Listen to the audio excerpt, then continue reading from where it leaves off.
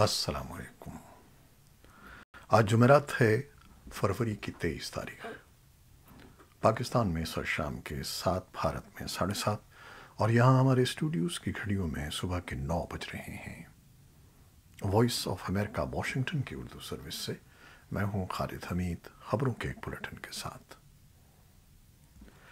अमरीकी सदर जो बाइडन और नेटो के सेक्रेटरी जनरल यान्स स्टॉल्टनबर्ग ने बुध के रोज़ बुखारेस्ट 9 या B9 नामी ग्रुप में नेटो के मशरक़ी यूरोपीय ममालिक के सरबराही इजलास में शिरकत की। इस ग्रुप को सन 2015 में रोमानिया के सदर क्लाउस योहान्निस और पोलैंड के सदर एंड्रेस दोदा ने शुरू किया था।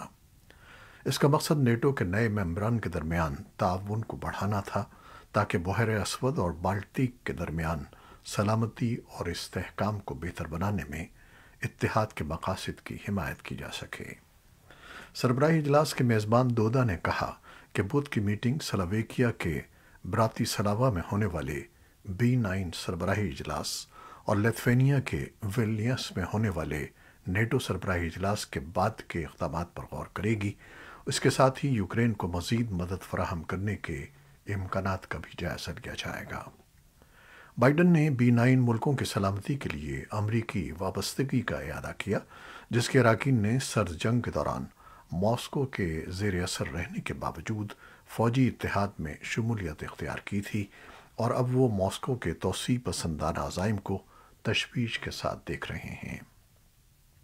सदर बाइडन ने कहा कि ऐसे में जब रूस के यूक्रेन पर हमले का 1 साल पूरा हो रहा है, यह और भी अहम है कि हम एक दूसरे के साथ खड़े रहें। बाइडन ने नेटो के आर्टिकल 5 का हवाला दिया, जो वाशिंगटन के सेहत की तायीद करता है कि किसी एक रुकन के खिलाफ हमला सबके खिलाफ हमला है। बाइडन के बयान की तायीद करते हुए नेटो के स्टॉल्टनबर्ग ने कहा कि रूसी सदर पुतिन अमन की नहीं बल्कि मज़ीद जंग की तैयारी कर रहे हैं, लिहाजा हमें यूक्रेन के लिए अपनी हिमायत को बरकरार रखते हुए उसे और बढ़ाना चाहिए। उन्होंने कहा कि हमें यूक्रेन को वही कुछ देना चाहिए जो उसे रूस पर गालिब होने के लिए ज़रूरी है। नेटो के सेक्रेटरी जनरल यान्स स्टॉल्टनबर्ग ने बुध को कहा कि फ़ौजी इत्तेहाद को कुछ इशारे मिले हैं कि चीन यूक्रेन में जारी जंग में रूस का साथ देने का मंसूबा बना सकता है। उन्होंने बीजिंग पर जोर दिया कि वो इस इक़दाम से बाज रहे जो बैनुल-अक़वामी कानून की खिलाफ वर्जी होगी।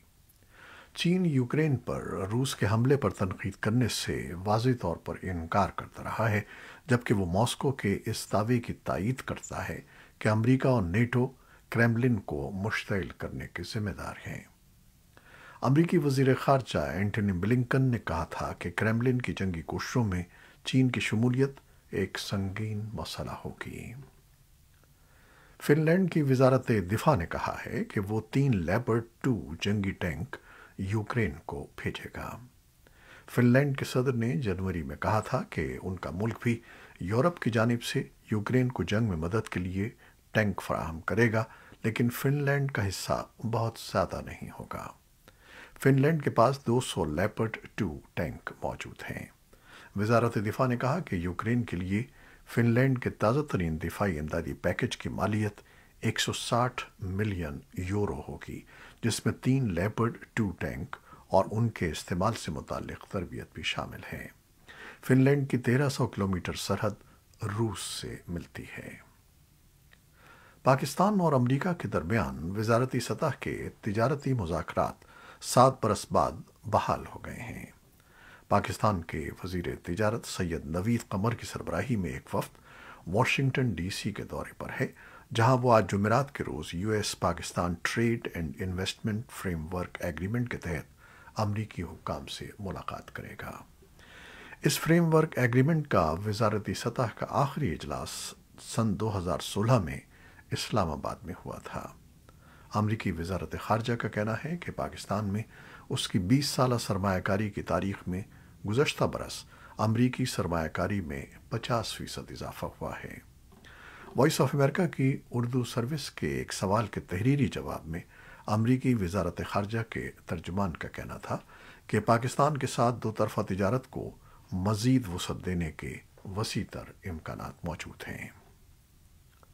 پاکستان نے چین کو واجب الادا قرضوں سے متعلق امریکہ کے اعلیٰ سفارتکار کے خدشات پر تبصرہ کرتے ہوئے کہا ہے کہ ایک خود مختار ملک ہونے کی حیثیت سے پاکستان پوری دنیا سے باہمی مفاد کے تحت اپنے اقتصادی شراکت داروں کا انتخاب کرنے کا حق رکھتا ہے۔ جمعرات کو معمول کی ہفتہ وار بریفنگ کے دوران پاکستان کے دفتر خارجہ کی ترجمان ممتاز زہرا بلوچ نے کہا کہ پاکستانی قوم کو چین کے ساتھ اپنی دوستی پر فخر ہے، جو گزشتہ کئی دہائیوں سے مستقل مزاجی اور تواتر کے ساتھ پاکستان کے ساتھ کھڑا رہا ہے۔ ممتاز زہرا بلوچ نے کہا کہ پاکستان کو جب کبھی بھی ضرورت پڑی، چین پاکستان کی مدد کو آیا ہے۔ واضح رہے کہ حال ہی میں پاکستان کا دورہ کرنے والے امریکہ کے محکمہ خارجہ کے قونصلر ڈیرک شولے نے اسلام آباد میں صحافیوں کے ایک گروپ سے گفتگو کرتے ہوئے کہا تھا کہ امریکہ کو پاکستان اور دیگر ممالک کی طرف سے چین کو واجب الادا قرضوں پر تشویش ہے۔ شولے نے یہ بھی کہا تھا کہ واشنگٹن کی اسلام آباد سے چین سے پاکستان کے قریبی تعلقات کے خطرات پر بات ہوتی رہتی ہے، لیکن شولے نے واضح کیا کہ وہ پاکستان کو امریکہ اور چین میں سے کسی کا انتخاب کرنے کا نہیں کہیں گے۔ سپریم کورٹ آف پاکستان نے پنجاب اور خیبر پختونخوا میں انتخابات کے معاملے پر از خود نوٹس کی پہلی سماعت میں صدر، وفاقی حکومت، الیکشن کمیشن اور دیگر کو نوٹس جاری کر دیے ہیں۔ جمعرات کو چیف جسٹس عمر عطا بندیال نے سماعت کے دوران ریمارکس دیے کہ بہت سی وجوہات کی بنا پر یہ از خود نوٹس لیا گیا ہے۔ اگر ایمرجنسی ہو تو ہائی کورٹ کا فورم بائی پاس کیا جا سکتا ہے۔ سماعت کے دوران 9 رکنی بینچ میں شامل جسٹس جمال خان مندوخیل نے از خود نوٹس لینے پر تحفظات کا اظہار بھی کیا۔ دوسری جانب پاکستان بار کونسل نے مطالبہ کیا ہے کہ عدالت کے 9 رکنی لارجر بینچ میں جسٹس قاضی فائز عیسیٰ اور جسٹس طارق مسعود کو بھی شامل کیا جائے۔ بلوچستان میں پولیس نے بارخان واقعے میں مقتولہ قرار دی گئی خاتون گراناز اور ان کے مغوی بچوں کو بازیاب کرا لیا ہے، لیکن ابھی تک یہ واضح نہیں ہو سکا ہے کہ کنویں سے ملنے والی 3 لاشیں کس کی تھیں۔ پولیس سرجن ڈاکٹر عائشہ فیض کے مطابق کنویں سے ملنے والی لاش کسی لڑکی کی ہے جس کے ساتھ زیادتی بھی کی گئی ہے۔ اسی دوران بارخان سے ملنے والی 3 لاشوں کے ہمراہ مری قبیلے کے افراد کا کوئٹہ میں وزیر اعلیٰ ہاؤس کے سامنے دھرنا مسلسل تیسرے روز بھی جاری رہا۔ مظاہرین کا مطالبہ ہے کہ صوبائی وزیر مواصلات سردار عبد الرحمان کھیتراں کو FIR میں نامزد کیا جائے۔ سردار کھیتراں کو پہلے ہی گرفتار کیا جا چکا ہے۔ تورخم بارڈر کراسنگ پوائنٹ 4 دن بند رہنے کے بعد جمعرات کو دوبارہ کھول دیا گیا تھا، لیکن صبح 11 بجے کے قریب اس رپورٹ کے آنے تک سرحد پار سے آمد و رفت شروع نہیں ہوئی تھی۔ پاکستان کے ایک اعلیٰ سطح کے سرکاری وفد کے بدھ کو کابل کے دورے کے بعد سرحد کھول دی گئی۔ طالبان کے ترجمان ذبیح اللہ مجاہد نے ایک بیان میں کہا کہ طالبان کے سیکیورٹی سیکٹر کے وزراء نے پاکستانی حکام کے ساتھ خطے میں ڈرونز کی پروازوں اور مسلح گروپوں کی سرگرمیوں سمیت سیکیورٹی امور پر تبادلہ خیال کیا۔ پاکستان کے خصوصی ایلچی محمد صادق خان نے بھی کہا ہے کہ خطے میں دہشت گردی کے بڑھتے ہوئے خطرے، بالخصوص TTP اور داعش خراسان سے متعلق معاملات زیر بحث آئے۔ دونوں فریقوں نے مختلف اداروں اور تنظیموں کی طرف سے لائق دہشت گردی کے خطرے سے مؤثر طریقے سے نمٹنے کے لیے تعاون پر اتفاق کیا۔ طالبان کے پاسپورٹ آفس نے جمعرات کو اعلان کیا ہے کہ اگلے ہفتے افغانستان کے تمام 34 صوبوں میں تقریباً 5 ماہ کے بعد پاسپورٹ کی تقسیم کا عمل شروع ہو جائے گا۔ طالبان حکومت کے پاسپورٹ کے جنرل ڈائریکٹر مولوی عبدالکریم حسیب نے ایک نیوز کانفرنس میں بتایا کہ یہ عمل اگلے بدھ سے تمام 34 صوبوں میں شروع ہوگا۔ انہوں نے کہا کہ بڑی آبادی والے صوبے روزانہ 100 پاسپورٹ تقسیم کریں گے، جبکہ درمیانے درجے کی آبادی والے صوبے 80 اور چھوٹے صوبے روزانہ 60 پاسپورٹ تقسیم کریں گے۔ تقریباً 5 ماہ قبل طالبان نے تقسیم کے نظام میں تکنیکی خرابیوں کی وجہ سے پاسپورٹ کی تقسیم روک دی تھی۔ پاسپورٹ کی تقسیم کی معطلی سے بلیک مارکیٹ کو فروغ ملا اور متعدد افراد نے وائس آف امریکہ کو بتایا کہ وہ بھاری رقم ادا کر کے بلیک مارکیٹ میں پاسپورٹ خریدتے رہے۔ امریکہ کے خصوصی ایلچی زالمے خلیلزاد نے ایک سلسلہ وار ٹویٹس میں اس خبر کو خوشائند قرار دیا ہے کہ داعش کا رہنما اور سرکردہ دہشت گرد اعجاز امین آہنگر، جسے ابو عثمان کشمیری کے نام سے بھی جانا جاتا ہے، طالبان کی کارروائی میں مارا گیا ہے۔ انہوں نے کہا کہ طالبان نے دوحہ معاہدے میں داعش کا مقابلہ کرنے کا عہد کیا تھا، اور کشمیری کا خاتمہ اس بات کی نشاندہی کرتا ہے کہ وہ کم از کم کسی حد تک ایسا کر رہے ہیں۔ بھارت اور چین کے درمیان جون سن 2020 میں مشرقی لداخ کی گلوان وادی میں پرتشدد ٹکراؤ سے پیدا ہونے والی سرحدی کشیدگی کے بعد پہلی بار بدھ کے روز بیجنگ میں دونوں ملکوں کے نمائندوں کے درمیان براہ راست ملاقات ہوئی، جس کے دوران کشیدگی کم کرنے اور سرحدی تنازع کو حل کرنے کے سلسلے میں تبادلہ خیال کیا گیا، لیکن تبادلہ خیال میں کوئی فوری پیش رفت نہیں ہوئی۔ البتہ فریقین نے اپنے اپنے موقف کا اعادہ کیا۔ مبصرین کے مطابق چونکہ مذاکرات کی غرض سے بھارت کے اعلیٰ عہدیدار نے چین کا دورہ کیا اور اجلاس چین کے دارالحکومت میں ہوا اور ان پرسن ہوا، لہٰذا اس کی اہمیت سے انکار نہیں کیا جا سکتا۔ اجلاس کے بعد بھارت کی وزارت خارجہ نے اپنے بیان میں کہا کہ LAC پر باقی ماندہ متنازعہ علاقوں سے افواج کی واپسی کی تجویز پر کھلے اور تعمیری انداز میں تبادلہ خیال ہوا۔ تاہم چینی وزارت خارجہ کے بیان میں متنازعہ علاقوں سے افواج کی واپسی کا کوئی حوالہ نہیں دیا گیا۔ اس نے صورتحال کو معمول پر لانے کے لیے سرحدی کشیدگی کو کم کرنے کی بات کی۔ امریکی خاتون اول جل بائیڈن جمعرات کو نمیبیا کے اپنے دورے کے دوسرے روز صدر ہینگ گوگ اور خاتون اول مونیکا گینگوس کے ساتھ نمیبیا کی صدارتی رہائش گاہ پر ایک سرکاری ظہرانے میں شرکت کر رہی ہیں۔ جل بائیڈن جمعرات کو دارالحکومت ونڈ ہاک میں امریکی امداد سے چلنے والے ایک منصوبے کا دورہ بھی کریں گی، جس میں خواتین اور بچوں کو بااختیار بنانے اور اقتصادی مواقع اور صحت کے وسائل تک رسائی کو یقینی بنانے پر توجہ دی گئی ہے۔ جل بائیڈن جمعے کے روز کینیا کا دورہ کریں گی۔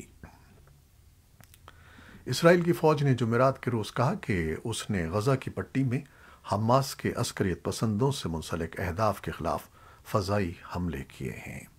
کئی گھنٹے قبل اسرائیلی علاقے پر راکٹ فائر کیے گئے، جس کے جواب میں یہ حملے کیے گئے۔ اسرائیل کے فضائی دفاع نے غزہ سے داغے گئے 6 راکٹوں میں سے 5 کو روک دیا۔ اسرائیلی ڈیفنس فورسز نے کہا کہ انہوں نے غزہ پر یہ فضائی حملے ہتھیاروں کی تیاری کی جگہ اور ایک فوجی کمپاؤنڈ پر کیے ہیں۔ سرحد پار سے یہ حملے بدھ کے روز زیر کنٹرول مغربی کنارے میں اسرائیلی حملے کے بعد ہوئے ہیں، جس میں 11 فلسطینی ہلاک ہو گئے تھے۔ ایک روز پہلے اسرائیل نے مغربی کنارے کے شہر نابلوس پر چھاپا مارا تھا۔ اسرائیل کا کہنا تھا کہ وہ نابلوس میں عسکریت پسندوں کو حراست میں لینے کے لیے ایک آپریشن کر رہا تھا، جس دوران فائرنگ کا تبادلہ ہوا۔ کوئی اسرائیلی فوجی ہلاک نہیں ہوا۔ فلسطینی محکمہ صحت کے حکام نے بتایا کہ 100 سے زائد فلسطینی زخمی ہوئے ہیں۔ اقوام متحدہ کے سیکرٹری جنرل انتونیو گوتریس نے بدھ کے روز اقوام متحدہ کے اجلاس کو بتایا کہ صورتحال کئی برسوں میں سب سے زیادہ ہلاکت خیز ہے، تشدد میں اضافہ ہو گیا ہے، کشیدگی عروج پر ہے اور امن کا عمل بدستور تعطل کا شکار ہے۔ گوتریس نے کہا کہ وہ ایک بار پھر 2 ریاستی حل پر زور دے رہے ہیں۔ واشنگٹن میں امریکی محکمہ خارجہ کے ترجمان نیٹ پرائس نے صحافیوں کو بتایا کہ فریقین کے لیے یہ ضروری ہے کہ وہ کشیدگی کو ہوا دینے والے اقدامات سے گریز کریں۔ پرائس نے کہا کہ ہم اسرائیل کو درپیش حقیقی سیکیورٹی خدشات کو تسلیم کرتے ہیں، اس کے ساتھ ہی ہمیں بڑی تعداد میں فلسطینیوں کے زخمی ہونے اور شہریوں کی جانوں کے ضیاع پر گہری تشویش ہے۔